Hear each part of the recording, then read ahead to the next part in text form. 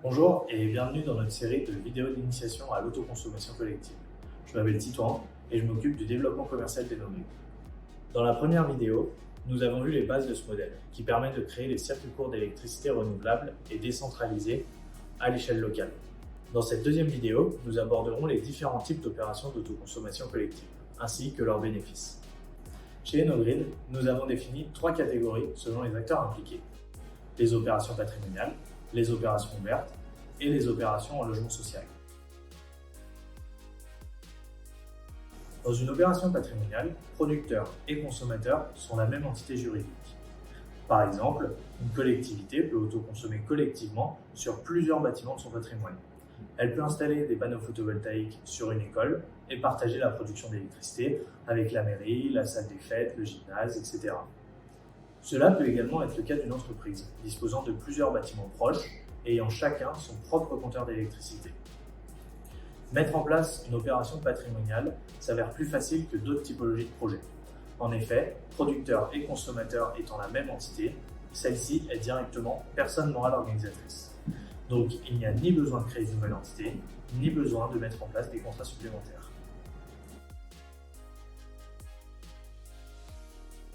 Un acteur peut décider de mener une opération patrimoniale pour plusieurs raisons. Ce type d'opération permet au porteur de projet de maîtriser les factures énergétiques de son patrimoine, et cela même sur des bâtiments ne pouvant être équipés de centrales de production, comme des panneaux photovoltaïques par exemple. Elle permet également de faire muter son parc immobilier vers des bâtiments à énergie positive et de remplir des objectifs environnementaux, tels que la RE 2020. Enfin, elle permet de monter un projet plus simple dans un premier temps afin de maîtriser les process d'une autoconsommation collective pour potentiellement envisager l'intégration d'autres acteurs dans le futur. Dans une opération ouverte, les producteurs et les consommateurs sont des entités physiques ou morales différentes. C'est le principe d'une communauté locale d'énergie. La composition de ces opérations ouvertes est aussi variée qu'il peut y avoir de projets en France.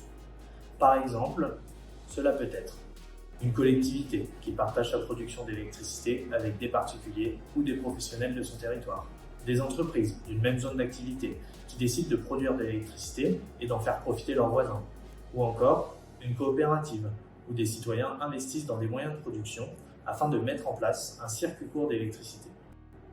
Le point commun de tous ces projets est d'avoir un ou plusieurs producteurs d'électricité la partageant avec des consommateurs proches géographiquement. Pour qu'une opération ouverte se mette en place, il est toutefois nécessaire d'avoir quelques vigilances juridiques et réglementaires.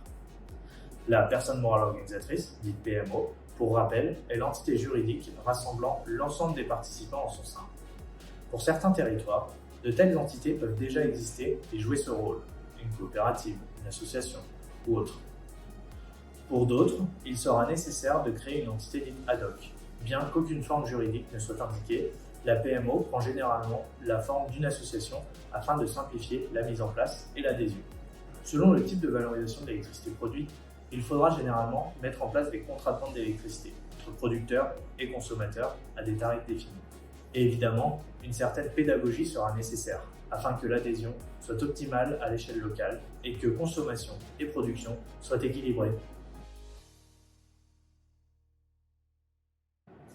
Un ou plusieurs acteurs peuvent décider de mener une opération ouverte afin de créer une véritable dynamique locale dans leur projet d'énergie renouvelable, de mettre en place une réelle logique de circuit court d'électricité, où la production se trouve au plus près de la consommation, de créer de nouveaux liens sociaux autour d'un projet commun, ou encore d'impliquer un ensemble d'acteurs du territoire dans les enjeux de transition énergétique. Celle-ci regroupe un organisme HLM avec ses locataires, et uniquement ses locataires.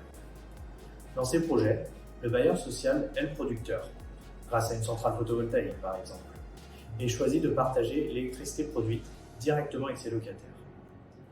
Il va tout d'abord pouvoir autoconsommer directement sur les parties communes, engendrant une première baisse des charges des locataires, et ensuite le surplus de production va être autoconsommé par les locataires dans leur partie privative, réduisant ainsi leur facture d'électricité. Dans ce type d'opération, l'organisme HLM bénéficie d'une exception réglementaire facilitant la mise en place et la gestion des projets. En effet, il peut être directement personne morale organisatrice de l'opération, sans aucune démarche particulière. Pour mettre en œuvre une opération, le bailleur social doit informer ses locataires via des réunions d'information et de la documentation, et ceux-ci restent libres de participer ou non.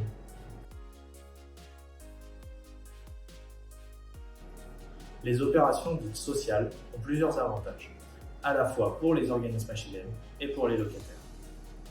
Pour le bailleur social, c'est une opportunité de pouvoir transformer les contraintes réglementaires poussant à intégrer des centrales de production d'électricité, notamment photovoltaïques, en des outils pour maîtriser les charges et les factures énergétiques de ses locataires. Pour le locataire, c'est une baisse directe de ses factures d'électricité qui se répercute en un gain du pouvoir d'achat. C'est une véritable valorisation sociale de la production. Ainsi, d'un côté, le patrimoine du bailleur va pouvoir petit à petit se transformer vers des bâtiments à énergie positive, et de l'autre, les locataires se trouveront pleinement intégrés dans les enjeux de transition énergétique. Cette seconde vidéo touche à sa fin. Dans la prochaine, nous aborderons les différents modèles économiques et les valorisations de l'électricité possibles dans les autoconsommations collectives. Merci d'avoir suivi cet épisode, et pour suivre toutes nos actualités et celles de l'autoconsommation collective, rendez-vous sur notre page LinkedIn.